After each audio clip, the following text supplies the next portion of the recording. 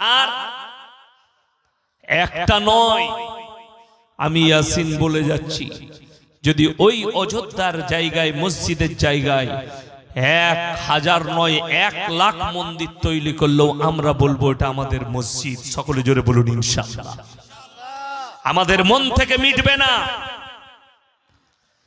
যে মিডিয়াওয়ালে, যতগুলো মিডিয়াওয়ালা বলছো ভারতবর্ষ খুশি আছে, ভারতবর্ষের সনাতন ভাইরা খুশি হতে পারে মুসলমানদের বুকের উপরে পাথর চেপে গেছে।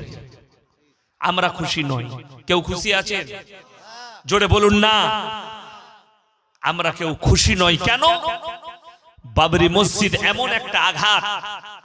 সুপ্রিম কোর্ট, দিল্লির ভারতের সুপ্রিম কোর্ট বলেছে আমরা রায় দিচ্ছি এখানে কোনো মন্দির ছিল না, মসজিদ ভেঙে মন্দির ভেঙে মসজিদ হয়েছে, এরকম তথ্য আমাদের কাছে কিছুই নেই। তারপরেও বাবরি মসজিদকে শহীদ করা হয়েছে কিসে? নিজের বলবুতের উপরে, শক্তির দ্বারা, শক্তি প্রদর্শন দেখিয়ে। আল্লাহর কসম করে বলে যাচ্ছি, যারা আমার বয়ান শুনবেন কালকে ইউটিউবে, ফেসবুকে, আর যারা শুনছেন, আমার আল্লাহ ছাড় দেয়, ছেড়ে দেয় না। ছেড়ে আমার আল্লাহ দিবেন না। ফিরাউন বলেছিল আল্লাহ রাব্বুকুমুল আলা, আমার থেকে বড় মাবুদ কেউ নেই, তোরা আমার কাছে চাইবি। আল্লাহ ফিরাউনের নিচুড়ে রস বার করে দিয়েছে। জোরে একবার বলুন সুবহানাল্লাহ। নমরুদ চেয়েছিল ইব্রাহিম নবীকে জ্বালিয়ে দেব আগুনের মধ্যে নিক্ষেপ করে। আল্লাহ আগুনকে হুকুম জারি করলে কুল্লা ইয়া নারুকুনি বারদাও ওয়া সালামান আলা ইব্রাহিম, আমার ইব্রাহিমের একটা পশমকে তুমি জ্বালাতে পারবে না। আল্লাহর কসম, ইব্রাহিম নবীর একটা পশমকে আগুন জ্বালাতে পারেনি। জোরে বলুন না সুবহানাল্লাহ। আর তোমরা কি করবে? যারা ভয় খাচ্ছেন, এই মাদ্রাসাগুলো মিটে যাবে, কোরআন মিটে যাবে, ইসলাম মিটে যাবে। তাদের ঈমান কমজোর, তাদের মধ্যে ইলমিয়াত নাই, তাদের মধ্যে ধর্মের কোনো, ইসলামের কোনো জ্ঞানই নেই, তাদের মধ্যে দ্বীনি শিক্ষা নেই, যার কারণে এই বিশ্বাস তাদের, ইসলাম মিটে যাবে। আমার আল্লাহ কোরআনে যেগুলো বলেছেন সত্য না মিথ্যা বাবা? আরো জোরে বলুন। সত্য যদি হয়, আমার আল্লাহর ওয়াদা আছে ওয়ালান তাজিদা লিসুন্নাতিল্লাহি তাবদীলা, কিয়ামত পর্যন্ত আমার কোরআনের বিধানের একটা জের জবরকে পরিবর্তন করার ক্ষমতা পৃথিবীর কোনো শক্তির নাই। জোরে বলুন সুবহানাল্লাহ। শুধু তাই নয়, এই কোরআন যে আপনারা বাড়িতে রেখেছেন, অনেক জনের বাড়িতে আলমারিতে কোরআন আছে না নেই? আছে। মাদ্রাসার আলমারিতে গিয়ে দেখুন কোরআন আছে। কোরআনে যারা মনে করছেন আল্লাহ এই কোরআনের পৃষ্ঠার মধ্যে, কাগজগুলোর মধ্যে আল্লাহ কোরআনকে হিফাজত করেছে, তাদের ভুল বোঝা হয়েছে। আল্লাহ কোরআনে ওয়াদা করেছেন ইন্না নাহনু নাযালনা যিকরা ওয়া ইন্না লাহুল হাফিজুন, আমি আল্লাহ এই কোরআনকে অবতীর্ণ করেছি আর কোরআনের হিফাজতের দায়িত্ব আমি আল্লাহ নিজে নিয়েছি। জোরে বলুন সুবহানাল্লাহ। কোরআন খুলেন, কি করে আল্লাহ হিফাজত করেছে? ভারতে আজকে নয়, 200টা বছর রাজত্ব করেছে ইংরেজের বাচ্চারা। করেছে না করেন? করেছে। তারা গোমতী নদীর তীরে গুজরাটে কয়েক লক্ষ কোরআনকে জ্বালিয়েছিল। মুহাদ্দিস আব্দুল আজিজ দেহলভী রহমতুল্লাহ আলাইহি তিনি বললেন, এই ইংরেজের বাচ্চারা, তোমরা যদি মনে করো 10 লাখ কোরআনকে জ্বালিয়ে, 1 লাখ কোরআনকে জ্বালিয়ে, 1 কোটি কোরআনকে জ্বালিয়ে কোরআনকে মিটিয়ে দেবো, তো তোমাদের স্বপ্নটা ভুল। বলে কেন? এই কাগজের মধ্যে আমার আল্লাহ কোরআনকে হিফাজত করেনি। আপনারা ডাকুন মাদ্রাসার একটা হাফিজে কোরআন তালবে ইলমকে, একটা 10 বছরের তালবে ইলমের সিনের মধ্যে আল্লাহ 30 পারা কোরআনকে গেঁথে দিয়েছে। জোরে বলুন নারায়ে তাকবীর, নারায়ে তাকবীর। এরপরে কার মাজাল আছে যে কোরআনকে মিটিয়ে দেবে? একটা হাফিজে কোরআন জিন্দা থাকলে আল্লাহর কসম 100 কোটি কোরআন ছেপে আবার চলে আসবে। যে আল্লাহ সিনের মধ্যে কোরআনকে গেঁথে দিতে পারেন, সেই কোরআনকে মিটাবার ক্ষমতা পৃথিবীর কোন শক্তির আছে? আপনার বিশ্বাস নেই, আপনি বিশ্বাস নিয়ে আসুন। চলুন, খুব ভালো করে বুঝবেন, গায়ে নেবেন না। আল্লামা ইকবাল লিখেছেন, ইস ঘর কো আগ লাগি ঘর কি চিরাগ সে। মুসলমান, তোমরা নিজের ঘরে নিজের আগুন ধরিয়েছো।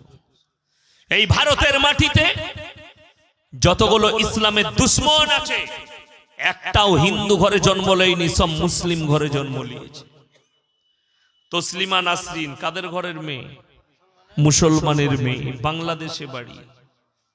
জাস্টিস ইনায়েতুল্লাহ রাসূলের দুশ্মন, আল্লাহর দুশ্মন, কোরআনের দুশ্মন, দাড়ি টুপির দুশ্মন, মুসলমান ঘরে জন্ম নিয়েছে। সালমান রুশদি হারামখোরের আওলাদ, মুসলমান ঘরে জন্ম নিয়েছে, নামও রেখেছে মুসলমান। তারেক ফতেহি পাকিস্তানে জন্মগ্রহণ করেছে, এই হারামের আওলাদটা ভারতে ঠাঁই নিয়েছে। সে কি বলেছে জানেন মিডিয়ার সামনে? ইসলাম এক ক্যান্সার কি তারা বিমারি হ্যায়। নাউজবিল্লাহ বলেন, এ সকলে জোরে বলুন নাউজবিল্লাহ। ইসলাম এক ক্যান্সার কি তারা বিমারি হ্যায়। আল্লাহর কি কুদরত, আল্লাহ তাকে ক্যান্সারে আক্রান্ত করে মৃত্যু দান করেছেন, জোরে বলুন সুবহানাল্লাহ। তসলিমা নাসরিনের মতো হারামের আওলাদ বলেছিল ইসলাম একটা পঙ্গু ধর্ম, নাউজবিল্লাহ বলে। আল্লাহ কিন্তু তাকে পঙ্গু করে দিয়েছে। বেস্টে ক্যান্সার, দিল্লির ডাক্তাররা তার একটা বেস্টকে অপারেশন করে বাদ দিয়ে দিয়েছে। তুমি ইসলামকে পঙ্গু বলেছিলে, আল্লাহ তোমাকে পঙ্গু করেছে, জোরে বলুন না সুবহানাল্লাহ। আসাদ নূর বলে আর একটা হারামের আওলাদ জন্ম নিয়েছে বাংলাদেশে নতুন করে। প্রতিনিয়ত রাসূলকে গালি দিচ্ছে, আল্লাহর হাবিবকে গালি দিচ্ছে, কোরআনকে, আল্লাহকে গালি দিচ্ছে। আল্লাহ এদের মতো হারামের আওলাদের কাছ থেকে আল্লাহ মুসলমানকে হেফাজত করুক, জোরে বলুন আমিন। আপনারা একটা কথা শুনেলেন, মোবাইল যারা দেখছেন, যে আমার বাবাজিরা, বৃদ্ধ বাবাজিরা বসে আছেন না, যে যুবকরা বলছো না 5 ওয়াক্ত নামাজ পড়ি, যারা ফুটানি করছেন না আমার মতো পরেজগার নাই, তুমি লিখে নিয়ে যাও তোমার চাচার নামাজটা সূরাটা একটু ভুল আছে, তোমার চাচার দোয়াটা ভালো করে মুখস্থ নাই, কিন্তু তোর থেকে 100 বছর আগে জান্নাতে চলে যাবে। কেন? তুমি মোবাইল ঘাঁটো, নোংরা বদকার নারী দিকে দেখো, তোর দাদু মোবাইল ঘাঁটে না, মোবাইল জানেও না। আর যারা বড় মোবাইল ঘাঁটে তাদের প্রতিনিয়ত চোখের জিনা হচ্ছে। আপনি কি মনে করছেন আমাদের মতো মৌলবীরা বাদ যায়? মোবাইলটা খুলবো যেমনি, যে কোনো ফেসবুক খুললেই উলঙ্গ নারীর ফটো চলে আসবে। দেখুন, যারা বড় মোবাইল ঘাটেন তারা একটা তথ্য নিয়ে যান। কয়েকদিন থেকে ভাইরাল হচ্ছে বোম্বের মহারাষ্ট্রের একটা মেয়ে, যদিও তার নাম আমি লুবো না, নাম নিলে না পাক হয়ে যাব, ফরজ গোসল করতে হবে।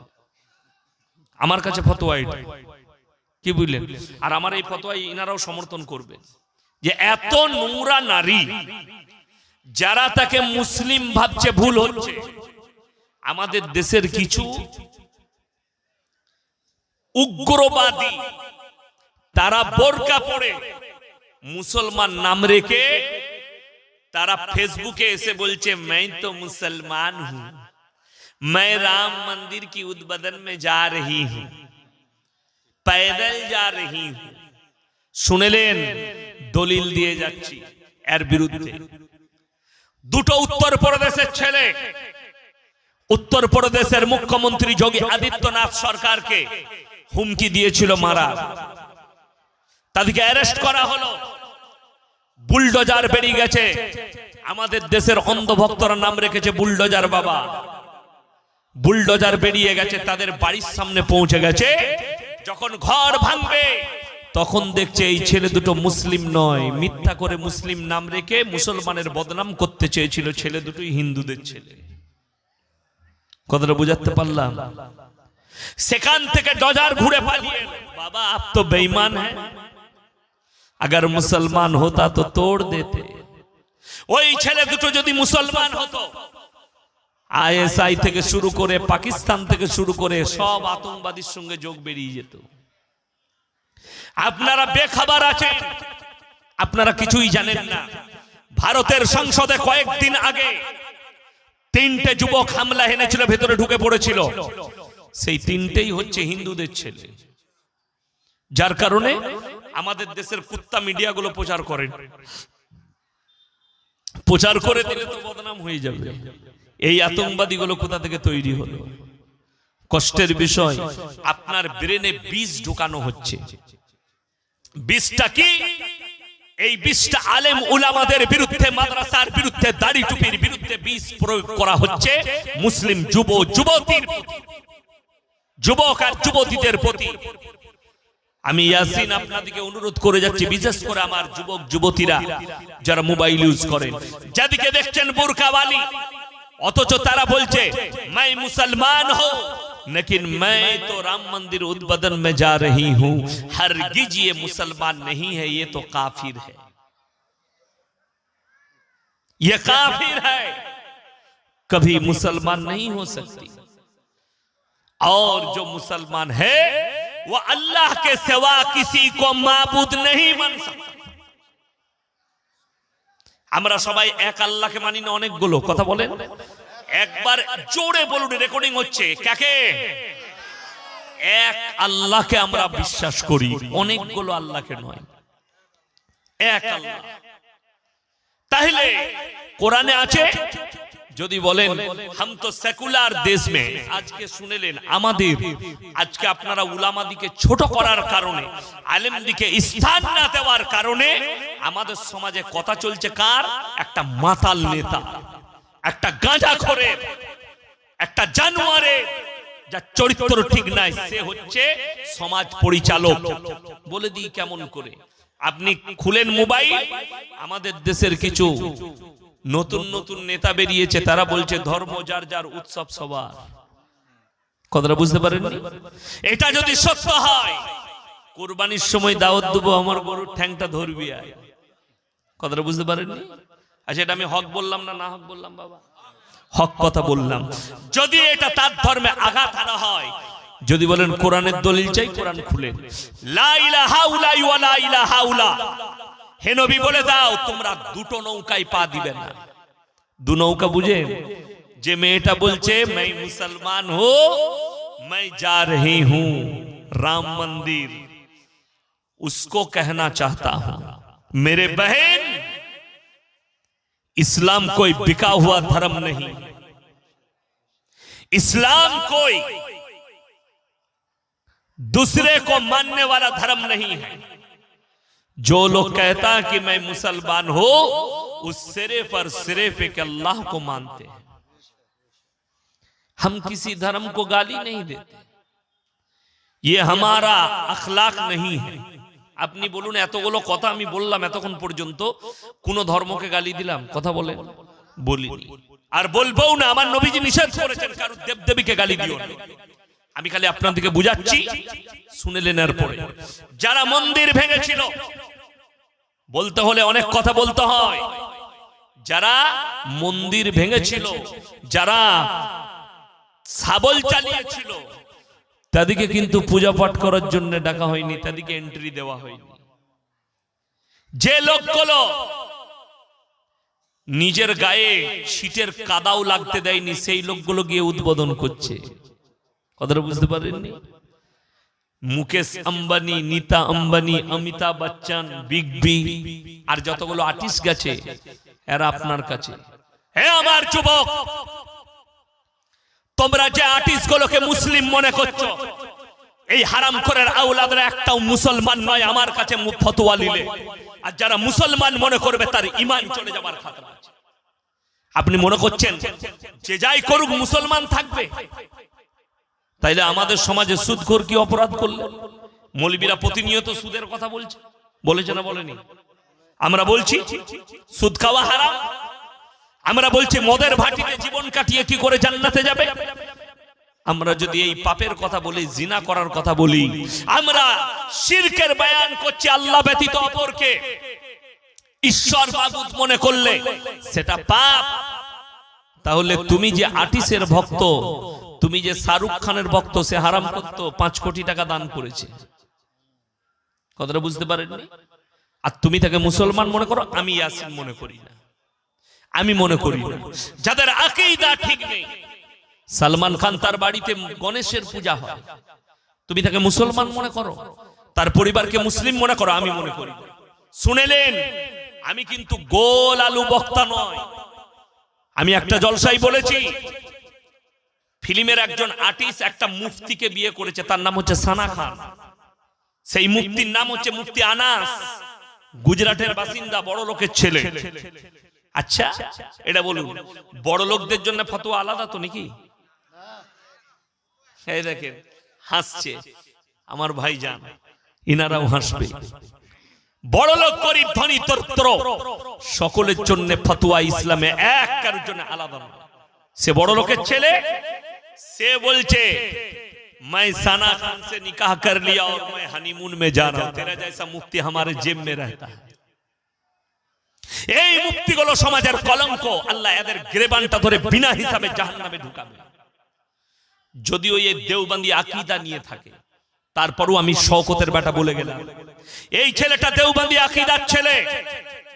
আমি তারপরও বলে যাচ্ছি, নিজের বিবিকে পর্দায় না রাখতে পারার কারণে এই নিজের ইলমের আমল করেনি, এর ইলমটাই একে জাহান্নামে টেনে নিয়ে যাবে, রেহাই পাবে না। এতটুকু বইয়ের পেট হয়েছে সেটাও ফেসবুকে বলছে हमारे बीवी के पेट में बच्चा है, হারামখোর। এটার নাম ইসলাম? কষ্টের বিষয়, তুমি ইসলাম বুঝতে পারো না। আরো একটু আগে নিয়ে যাই। আচ্ছা আপনারা বলুন, আমাদের এখানে মসজিদ আছে না নাই? আছে, আছে, নামাজ পড়ে এলাকার যারা এসছেন। আচ্ছা মসজিদে আপনাদের লেখা আছে বোর্ডে, যে কোনো মসজিদে, যে কোনো দলের মসজিদে, যে বড় লোকরা ফার্স্ট কাতারে দাঁড়াবে, তারপরে হাজী সাহেবরা, তারপরে একটু বড় লোকরা, তারপরে চাষিরা, তারপরে ভিক্ষুকরা, এরকম আছে? পৃথিবীর কোন মসজিদে নাই। জোরে একবার বলুন সুবহানাল্লাহ। গ্রামের কোটিপতি সে যদি ফার্স্ট কাতারে দাঁড়ায় উজু করে ফজরের সময়, আর একজন ভিক্ষুক যদি উজু করে আগে এসে সেই কোটিপতির পাশে দাঁড়ায়, ইসলামের হুকুম হচ্ছে তুমি তাকে পেছনে করতে পাবে না। জোরে বলুন সুবহানাল্লাহ। আমার আল্লাহ মসজিদের মধ্যে জাত বিচার করেনি, আর এরা ধর্মের মধ্যে জাত বিচার করে। জোরে বলুন নারায়ে তাকবীর। ইসলামে কোন রকমের জাত বিচার নেই। ইসলাম জাত বিচার দেয়নি, মসজিদ থেকে প্রমাণ দিয়েছে। তুমি যদি উজু করে বাদশা ফরহাদের পাশে প্রথম দাঁড়াও, পৃথিবীর কেউ নিষেধ করতে পাবে না। শুনে যান, আমার বয়ান যদি কোনো অমুসলিম ভাই শোনার জন্য আসেন, আমাকে অনেক হিন্দু ভাইরা ফলো করে বয়ান শুনে। কালকেই আমি মেদিনীপুরে এক জায়গায় বাজারে দাঁড়িয়েছিলাম, আমার সঙ্গে সালাম দিচ্ছে। আজকে কাটুয়া ঘাটে যখন বিকালে পার হচ্ছে আমি সন্ধ্যাবেলায়, তো একজন আমার সঙ্গে মুলাকাত করলো, আসসালামু আলাইকুম হুজুর। আমি বললাম মুসলিমদের ছেলে, ওয়ালাইকুম সালাম। তারপরে বললেন যে স্যার একটা রাগ করবেন না। কি হয়েছে বাবা? বলে স্যার আমি না হিন্দুদের ছেলে। আমি আচ্ছা। বলে আমি আপনার বয়ান না শুনে ঘুমাই না। আমি তাকে দোয়া দিলাম, আল্লাহ তোমাকে ইসলামের জন্য কবুল করুক। জোরে বলুন আমিন। দেখুন যারা আমার বয়ানকে ফলো করে, যে অমুসলিম ভাইরা তারা শুনে যান। আজকেই যদি কেউ বলে লা ইলাহা ইল্লাল্লাহ, কলমা পড়ে মুসলমান হয়, ফজরে ফার্স্ট কাতারে দাঁড়াতে পাবে। তুমি দুয়া জানো আর সূরা জানো আর না জানো, ফার্স্ট কাতারে মাথা ঠুকতে পাবে। পৃথিবীর কোনো মৌলবি বলতে পাবে না, কোনো মুসল্লি বলতে পাবে না তো আজকে কলমা পড়েছিস পেছনের কাতারে যা। ঠিক কি না কথা বলেন? জোরে বলুন সুবহানাল্লাহ। ইসলামে আল্লাহ মসজিদে দেখিয়ে দিয়েছে জাত বিচার নেই, জাত বিচার নেই। আচ্ছা মাদ্রাসায় খানা খাওয়াচ্ছে না খাওয়াই? খাওয়াচ্ছে না খাওয়াইনি? খাওয়াচ্ছে। টেবিল চেয়ারে খাওয়াচ্ছে না খাওয়াইনি? এক একটা টেবিলে কজন করে বসছে? 4 জন। আচ্ছা ওখানে লিখে দিয়েছে বড় লোকরা এক সাইডে বসবি, গরিবের এক সাইডে। এটার নাম ইসলাম। জোরে বলুন সুবহানাল্লাহ। যে বসবে একজন কোটিপতি যদি একটা চেয়ারে বসে, তার পাশটাই যদি ভিক্ষুক বসে, কোটিপতির হুকুম নাই আর মাদ্রাসাওয়ালার কোনো মৌলবীর হুকুম নাই যে তাকে উঠিয়ে দিই যে এটা কোটিপতি বসেছে। কষ্টের বিষয় এটাই। আজকে আমার মাদ্রাসার জলসার মিটিং ছিল, 20 ফেব্রুয়ারি জলসা মিটিং ছিল। তো গরুটা আমি দিয়েছিলাম, সবাইকে খাওয়ালাম, খাও দোয়া করো। তো অনেকজন এসছে। তো সেখানে জানেন আমার মাদ্রাসার সেক্রেটারি কি? রাইস মিলের মালিক দেশবন্ধু রাইস মিল। আমার মাদ্রাসার কেসিয়ার আনন্দ রাইস মিলের মালিক। আমার মাদ্রাসার মেম্বার আছে আমিন রাইস মিল। আমার মাদ্রাসার মেম্বার আছে পুরসা রাইস মিল। বহু সব রাইস মিলের মালিক। তার সঙ্গে সাধারণ লোকও আছে, গরিবও আছে। বলা হলো লাইনে বসে যা। সবাইকে দস্তরখান লম্বা বিছিয়ে দেওয়া হলো, লাইন করে বসে গেল যে যার পাশে। এটার নাম ইসলাম। জাত বিচার নেই ইসলামে। বাকি শুনেলেন, পুরীর জগন্নাথ মন্দিরে ধর্মের সূত্রে হিন্দু না হলে প্রবেশ করতে পাবে না। ইন্দিরা গান্ধীকে রুখে দেওয়া হয়েছিল ফিরোজ গান্ধীকে বিয়ে করার কারণে। থাইল্যান্ডের রাজকুমারীকে প্রবেশ করতে দেওয়া হয়নি জন্মসূত্রে হিন্দু নই বলে। কিন্তু আমি আল্লাহর কসম করে বলছি, এক্ষুনি যদি কোনো দলিত, কোনো আদিবাসী ভাই, কোনো দাস, কোনো মুচি, কোনো বাত্তি কলমা পড়ে নেয়, তুমি যদি মুসলমান হও, কালকে তুমি আমার পাশে বসতে পাবে, আমার পাশে দাঁড়াতে পাবে। জোরে বলুন সুবহানাল্লাহ। আমাদের দেশে, বিশেষ করে আমি পশ্চিম বাংলার কথা বলছি, অনেক নম মুসলিম বক্তা আছে না নাই? আছে। সাগরদিঘিতে একজন আছে, আমি চিনি, তার নাম হচ্ছে হাবিবুল্লাহ রাজেন্দ্র প্রসাদ। হিন্দু থেকে মুসলিম হয়েছে, তাকে আমরা স্টেজে জায়গা দিয়েছি না দেয়নি? এটার নাম ইসলাম। কালকে আমি তাকে চিনি না, মিটিনো ভাইপোকে আমি চিনি না তো। শুনেন, ওগুলো আনকমন কমেন্ট গুলো বলছি, যেগুলো বুজুর্গিয়াতি এনেছে, যারা দিনের উপরে টিকে আছে। মিঠুনের ভাইপোকে কিন্তু এখন খুঁজে পাওয়া যাচ্ছে না, মালটা কোথায় আছে। হ্যাঁ, শুনেলেন। এরপর আপনাকে বলি, মেদিনীপুরে একজন ছিল আব্দুর রাজ্জাক রাত, মেদিনীপুরি, ব্রাহ্মণদের ছেলে, ইসলাম কবুল করেছিল। জোরে বলুন সুবহানাল্লাহ। আমি তখন বাচ্চা ছেলে, স্কুলে পড়ি, আমার আব্বাজি মাদ্রাসার জলসায় এনেছিলেন। কালকে আমি উনার এলাকায় ছিলাম, একবারই উনার এলাকায় 2-4টা গ্রামের পরে আমি জলসা করেছি। তো শুনেন, তিনি মারা গেছেন, আল্লাহ জান্নাতি করুক, বলুন আমিন। দেখুন, এরকম হাজারো বক্তা আমাদের দেশে নও-মুসলিম। 24 পরগনায় একজনের বাড়িতে খেলাম, তার নাম হচ্ছে পাপ্পু যাদব। ইউটিউবে দেখে নেবেন, বক্তার নাম কি বললাম? পাপ্পু যাদব। ও 24 পরগনায় বাড়ি, দক্ষিণ 24 পরগনায়। আমি তার বাড়িতে খানা খেলাম। কি বুঝলেন? কেন? ইসলামে জাত বিচার নাই। সে ইসলাম কবুল করেছে, সে যেই হোক, যাদব হোক আর যাই হোক। এখন আর কিন্তু যাদব নাই, এখন কি? এক মুমিন আর এক মুমিনের ভাই ভাই। জোরে বলুন না সুবহানাল্লাহ। এটার নাম ইসলাম।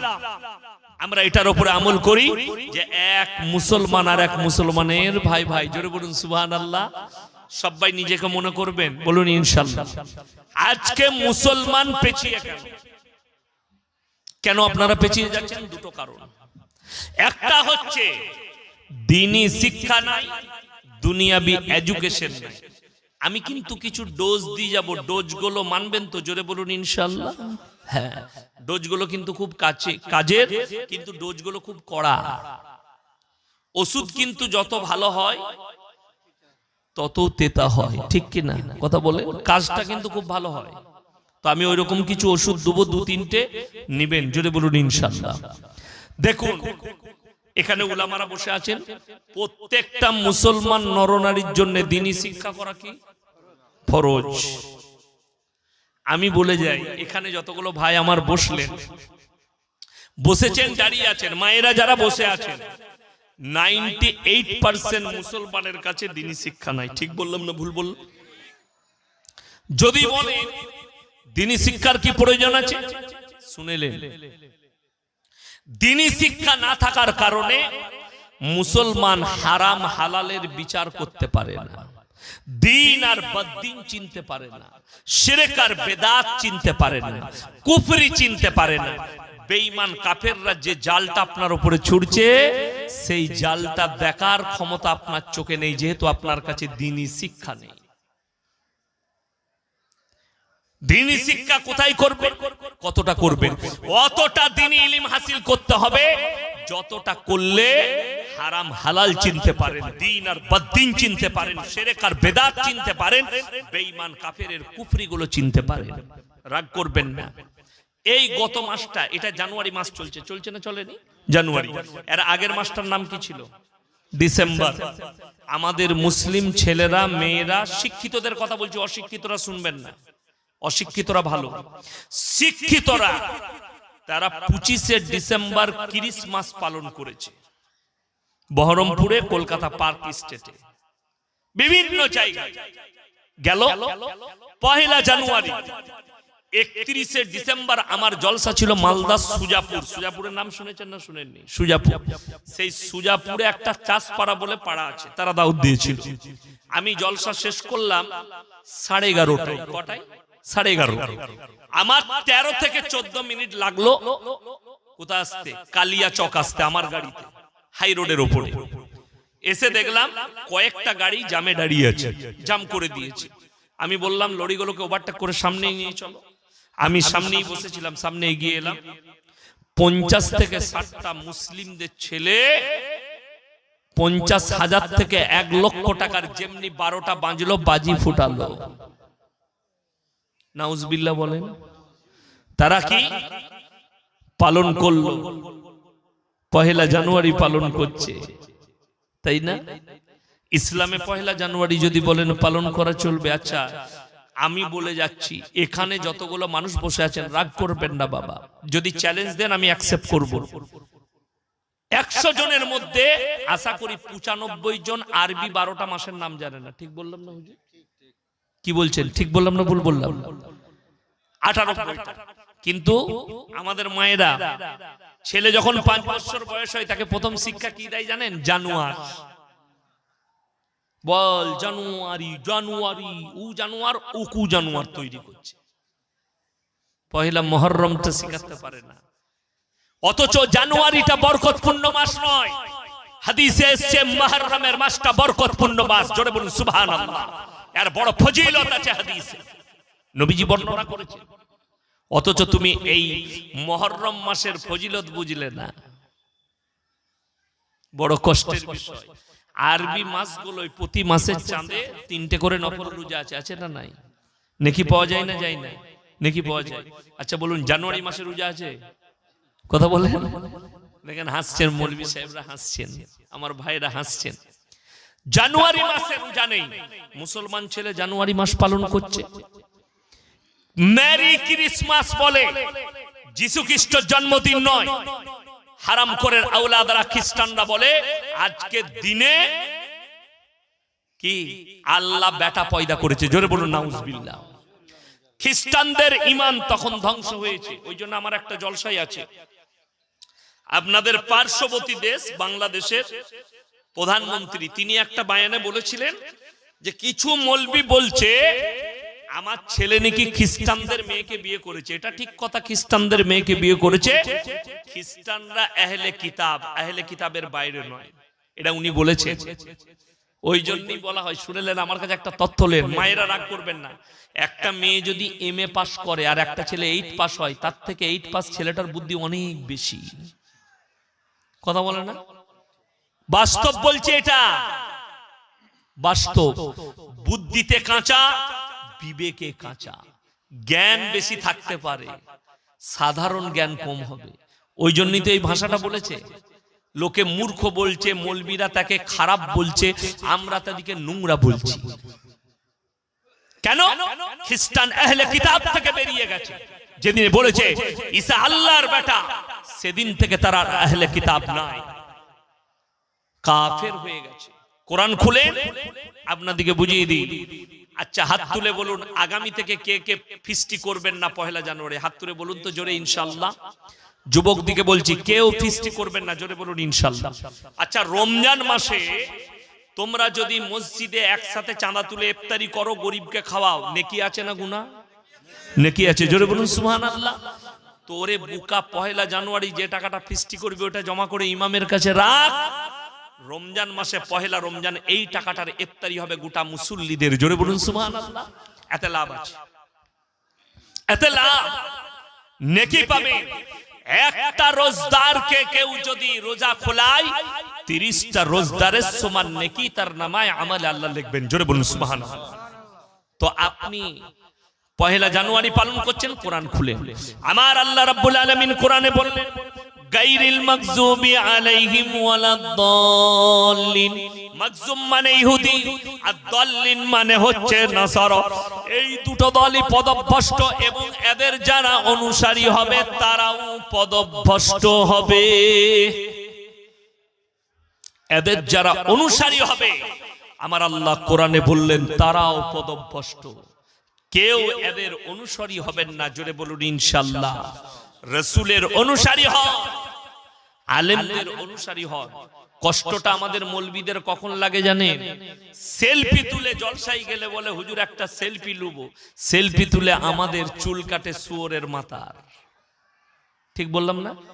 যুবকরা সেলফি তুলে আমাদের প্যান্ট পরে ছিঁড়া, কষ্টটা ওই জায়গায় লাগে। আজকে শুনেলেন আমরা হারাম হালাল বুঝতে পারিনি, মুসলিমদের ছেলেরা হারাম কিরকম বুঝেছে বলে দিই, হারাম হালাল শুনেলেন। যারা আছেন দোয়া কবুল হওয়ার জন্য শর্ত হচ্ছে হালাল খাবার।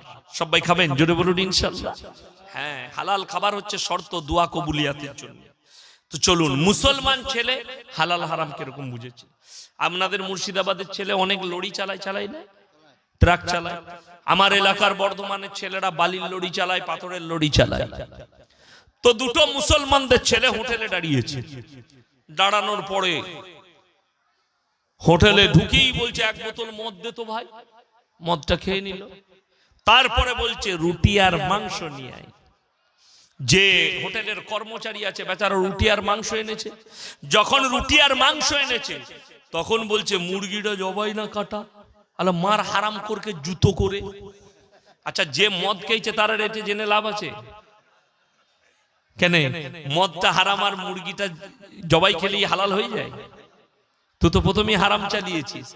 এই হচ্ছে মুসলমানের হাল। আরো একটা ডোজলেন, আপনি শুনে গেলেন। ইয়াসিন ভাই এসে আমাদের মাদ্রাসায় জলসায় বলে গেলেন জবাই করা মাংস খেতে। আজকে সকালে আমার মাদ্রাসায় একটা কসাই এসেছিল, যাই হোক মাংসে গরু করেছিলাম, সে গোশপোষ দেয়, আমাদেরই বন্ধু মানুষ। তাকে আমি একটা তথ্য দিলাম, আমি 100টা কসাইয়ের মধ্যে 95 জন বেনামাজি নেমো খারাম কসাইরা। ঠিক বললাম না ভুল বললাম? সবাই কি বলি নাই, 95টা বললাম। নামাজ পড়ে না, কিছু কিছু মাল আছে সে তো মদই চালায়। কি বললেন? কসাই মদ খায়। আল্লাহ তাদেরকে হেফাজত করুক, বলুন আমিন। আপনি এটাও ভাববেন কোন লোকটার কাছে মাংস খাচ্ছি। ওই জন্য আমাদের দেশে অনেক নিয়ম আছে, যার কাছে গোশ কিনে না। কেউ যদি মুয়াজ্জিনকে দিয়ে ইমামকে দিয়ে গরু জবাই করায় কোনো কসাই, তার কাছেই মাংস লোকে কিনে। কথাটা বুঝতে পারেন? আমার মাদ্রাসার ছাত্র বাবুর্চি শিক্ষককে ডেকে নিয়ে গিয়ে যে জবাই করায় আমি তার কাছেই মাংস নিই বাড়ি, তাছাড়া নেব না। যাত্রার কাছে মাতাল করবে না গাঁজাখোর। শুনেলেন আমার ভাই, আপনি এটা বুঝলেন যে আমাকে জবাই করা মাংস নিতে হবে। সকালবেলায় বাজারে গেলেন, গিয়ে বললেন ভাই আমাকে জবাই করা মাংস দিতে 1 কিলো। হুজুর বলে গেছে জবাই করা মাংস কিনছেন, কিন্তু টাকাটা আবার সুদের টাকা, একই ব্যাপার দাঁড়িয়ে গেল। কথাটা বুঝাতে পারলাম? এরপর সুদের বায়ান করলে কি হবে জানেন? সকালবেলায় আপনাদের দেশে যত চায়ের দোকান আছে বলবে বাজে হুজুর এনে নিবে, ওটা ফালতু লোক। কারা বলবে? সুদখোর মাল কটা বলবে, ওরা গাল দিবে। অসুবিধা কিছু নাই, আমি এমনি গাল খাওয়া বক্তা। তোমরা গাল দাও, আমি দোয়া দেবো তোমাদের লেগে। আল্লাহ তোমাদেরকে হিদায়াত দেখ, এর থেকে বড় দোয়া আমার কাছে আর কিছু নেই। আমার আল্লাহ রাব্বুল আলামিন কোরআনে বললেন ওয়া হাল্লাল্লাহুল বাইয়া ওয়া হাররামার রিবা। হে আমার নবী বলে দাও ব্যবসাকে হালাল করেছি আর তোমাদের জন্য সুদকে হারাম করেছি। কেউ যদি 1 টাকা সুদ খায় নিজের মায়ের সঙ্গে 36 বার জিনা করার সমান পাপ হবে। নাউজুবিল্লাহ বলেন। যারা সুদ খান তাদেরকে অনুরোধ করে আমি বলে যাচ্ছি, বিনতি করে হারাম ইস্তেগফার করলেন, জীবনে আর সুদ খাবো না। 1 টাকা সুদ খেলে মায়ের সঙ্গে 36 বার জিনা করার সমান পাপ হবে। আপনাদেরকে বলে দিই, সুদ খেলে দিয়ে টাকা করে নিলে সুখ পাওয়া যাবে? টাকায় সুখ আছে? যাদের মনে হচ্ছে টাকায় সুখে, মৌলবীরা কি জানে তারা শোনেন। টাকায় যদি সুখ হয়, সকালবেলায় উঠে একবার কলকাতা চলে যান, ট্রেন ধরে বেলডাঙ্গা থেকে নাইলে বহরমপুর থেকে প্রেসিডেন্ট জেলে গিয়ে পার্থবাবুকে জিজ্ঞেস করে আসুন স্যার টাকায় কত সুখ। কথাটা বুঝতে পারেননি? উনি বলবেন, বেরোবে আমার যা হচ্ছে তা আমি জানি। কথাটা বুঝতে পারেন? ডাল আর পুরা রুটি এই জুটছে। বীরভূমের বাগের বাচ্চা অনুব্রত বাবু, কে বুঝলেন? একদিন আমাদের শক্তিগড় ল্যাংচার বিখ্যাত বর্ধমানের শক্তিগড়ের নাম শুনেননি? যখন সৌদি ফৌদি থেকে ছেলেরা আপনাদের আসে না, তখন ওখানে দাঁড়ায় হাই রোডে। সেই জায়গাটার নাম হচ্ছে শক্তিগড়। তো ওই শক্তিগড়ে ল্যাংচা বিখ্যাত। সেই ল্যাংচার দোকানটার নাম হচ্ছে ল্যাংচা কুঠি। আমাদের মুসলিমদের দোকান, আমাকে খুব ভালোবাসে অন্তর থেকে। যাই হোক, এখন তিনার মালিকের ছেলে দুজনাই অসুস্থ। আল্লাহ তিনাদিকে সুস্থতা দান করুক, বলুন আমিন। সেদিনে তিনার ভাই ছিলেন, ছোট ভাই, তিনিও আমাকে মহব্বত করেন, বলে হুজুর আপনার বয়ান খুব শুনি, আমি দোয়া দিলাম আল্লাহ আপনাকে সুস্থতা দান করুক, কামায়ে বরকত দেখ। তো এই দোকানে একবার আমাদের অনুব্রত বাবু বসছিলেন, আমি গাড়ি নিয়ে ঢুকলাম, তো বডিগার্ডরা আমাকে পুলিশরা আটকে দিলে। উনি বললেন, এই ছাড়ো, মোল্লা সাহেবকে আসতে দাও। আমাকে বলে, ভালো আছেন? বলে, মাঝে মাঝে ফেসবুকে আপনাকে দেখতে পাই, ইউটিউবে খুব কড়া কথা বলেন। আমি মালটাই কড়া, কিছু করার নাই। বলে, হ্যাঁ হ্যাঁ। যাই হোক, দেখুন সেই মানুষটা তিহারের জেলে বসে পুরা রুটি খেতে হচ্ছে, তার নাম আল্লাহ। আপনাদের বর্তমানে এই এলাকায় 150 বিঘে জমির মালিক কেউ আছে? কথা বলে না, নাই। আমার এলাকায় চলুন, এখনো আপনাকে 100 বিঘে 150 বিঘে জমির মালিক দেখিয়ে দিতে পারবো। আছে, 3 ভাইয়ের নামে আছে, 4 ভাইয়ের নামে আছে। যদি একজনের নামে থাকে তা ভেস্ট হয়ে যাবে, ওই জন্য 4 ভাই 5 ভাইয়ের নামে করা আছে, কিন্তু 150 বিঘে জমির মালিক আছে। আমি আমার চোখে দেখতে 100 বিঘে জমির মালিক আমার গলসি থানায়, তাদের আর 1 কাঠাও জায়গা নাই, তাদের ছেলেরা চায়ের কাপ ধুচ্ছে, তার নাম আল্লাহ। যারা মনে করছেন টাকায় সুখ পাওয়া যায়, আপনাদেরকে অনুরোধ করে বলে যাচ্ছি, আমাদের সমাজে সব থেকে কম বেতন কার? কথা বলে না, ইমামদের আর মাদ্রাসার মৌলী সাহেবদের। সব থেকে ভালো খাবারটা কার? কথা বলে না, মৌলী সাহেবদের। আপনারা খাচ্ছেন টেবিল চেয়ারে, আর আমি খেয়ে এলাম কম্বল আর চাদর বিছানো, দস্তরখান, আর কি কি খাওয়াইছে ওটা বলবো না, নাস্তায় কি ছিল ওটা বলবো না। কেন আমি বলবো না, কিন্তু আমাদের দস্তরখান দামি দস্তরখান। হাদিস শুনেলেন, যারা আল্লাহর রাস্তায় দিনের পথে থাকবে, আল্লাহ মৃত্যুকাল পর্যন্ত তাদেরকে ইজ্জতের রুজি দান করবেন। জোরে বলুন সুবহানাল্লাহ। আল্লাহর রাস্তায় দিনের পথে আসুন, আল্লাহ ইজ্জতের রুজি দেবে। টাকাটা বড় জিনিস নয়, বেতন আমাদের কম হতে পারে, কি বুঝলেন? জুতো, জামা, জ্যাকেট, চাদর, চাদরটা আমার লয়, হাদিয়ার বলে দিলে। জুতো আমার লয়, হাদিয়ার। বোম্বে গেছি, জুতোটার কোনটা একটু ছিঁড়া আছে, কিনে নিয়ে এসে সেগুলো সরিয়ে দিলে ডাস্টবিনে, এটা নামিয়ে দিলাম। বলে, এটা কার? বলে, হুজুর আপনি পড়ুন। কি বুঝলে? আজকে ঘড়িটা পড়ি নাই, আমার একজন অন্তরের মানুষ একটা গিফট দিয়ে পাঠাইছে, 12,000 টাকার ঘড়ি, রেডো কোম্পানি। নাম শুনি নাই কোনদিন, কিন্তু আল্লাহ বলছে পর, আমি বরকত দিয়েছি। কি বুঝলেন? আল্লাহ বরকত দিয়েছে, পড়ো। আল্লাহর কসম করে বলছি, টাকা থাকবে খেতে পাবে না, তার নাম আল্লাহ, তার দলিল আছে কোরআনে। অবাক হয়ে যাবে। আপনার ইমামের বেতন 5,000, 10,000। ইমামকে লটারি কাটতে হয় না, আপনি 50,000 রোজগার করেন হারাম করে, আপনাকে লটারি কাটতে হচ্ছে বরকতের জন্য। আপনি আল্লাহর কাছে কাঁদবেন যে আল্লাহ আপনাকে, আপনার উপরে নারাজ আছে, আপনি নিশ্চয়ই কোনো বদদিনীর মধ্যে ডুবে আছেন, যার জন্য হারাম কাজে লিপ্ত আছেন।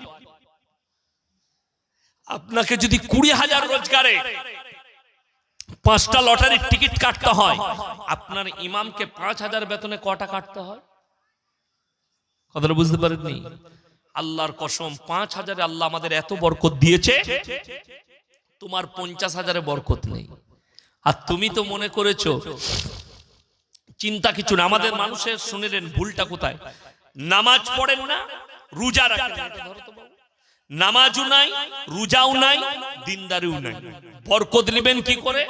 ইয়াসিনের কাছে। আমার মাদ্রাসায় আমার বেতন কত জানেন? 10,000। এখন আমি খাতা দেখি নাই কত কি বাড়লো মিটিং এ। আমার আব্বাজি হেডমল না, আমিও আছি দায়িত্বে, কিন্তু এখন কত বাড়লো কাল সকালে গিয়ে আমি খাতা দেখব মাস্টারের কাছে যে শিক্ষকদের কত কি বেতন বাড়লো। কিন্তু আজ পর্যন্ত আমার বেতন আমি জানি 10,000, প্রতি মাসে যেটা তুলছি 10,000 টাকা। বুঝতে পেরেছেন না পারেননি? 10,000 টাকা বেতন আমার, আমাদের বেতন এত কম, মৌলবীদের ৬,০০০ টাকা বেতন। ভেবে দেখুন একবার। আপনি আসছেন ইয়াসিনের কাছে, আপনি প্রত্যেক দিন ৫০,০০০ টাকা রোজগার করেন, হার্ডওয়ার্সের দোকান আছে, ৫০,০০০ টাকা রোজগার। আপনার বিরাট বড় বহরমপুরে ব্যবসা আছে, গাড়ির ব্যবসা, আপনি প্রত্যেক দিন ১,০০,০০০ টাকা ইনকাম করেন, কিন্তু আপনি নামাজও পড়েন না, রোজাও রাখেন না, দিনদার নয়। আপনি আমাকে এসে বলছেন হুজুর একটা বরকতের তাবিজ দেন।